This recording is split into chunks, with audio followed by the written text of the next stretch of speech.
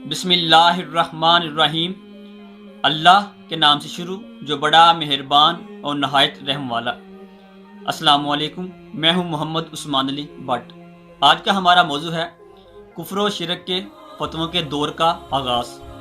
اہل اسلام کے خلاف کفر و شرک کے فتووں کی جو تحریک ہے یہ کوئی نئی ایجاد ہونے والی نہیں ہے، بلکہ یہ لوگ اپنے بڑوں کی یاد تازہ کر رہے ہیں، چونکہ یہ منافقین کا ورثہ ہے جو ان لوگوں کو نصیب ہوا ہے۔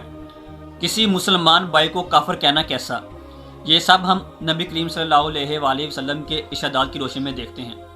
نبی کریم صلی اللہ علیہ وآلہ وسلم نے ارشاد فرمایا کہ اگر کوئی شخص یعنی کہ مسلمان کے دوسرے مسلمان کو کافر کہتا ہے تو وہ خود کافر ہو جائے گا۔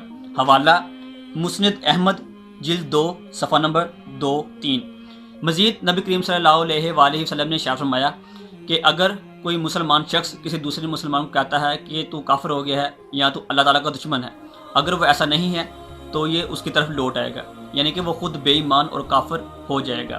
حوالہ مسلم جلد 1 صفحہ نمبر 5-7، مشکات صفحہ 411۔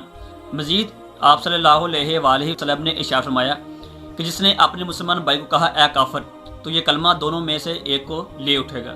اس کا جو مطلب ہے، جو اس کا مفہوم ہے، وہ یہ ہے کہ اگر ایک مسلمان بھائی نے دوسرے کو کہا کہ اے کافر، اگر وہ کافر نہیں ہے تو وہ خود کافر ہو جائے گا۔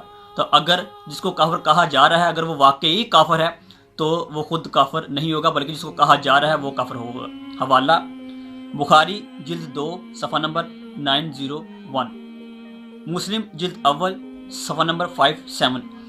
مزید نبی کریم صلی اللہ علیہ وآلہ وسلم نے ارشاد فرمایا کہ جس نے بغیر تعویل کے کسی مسلمان بھائی کو کافر کہا تو وہ خود کافر و مشرک ہو جائے گا۔ حوالہ بخاری جلد 2 صفحہ نمبر 901۔ ان 4 ارشادات سے یہ ہمیں واضح ہوتا ہے کہ بلا وجہ کسی مسلمان بھائی کو کافر و مشرک کہنا دراصل خود کو کافر و مشرک بنانا ہے۔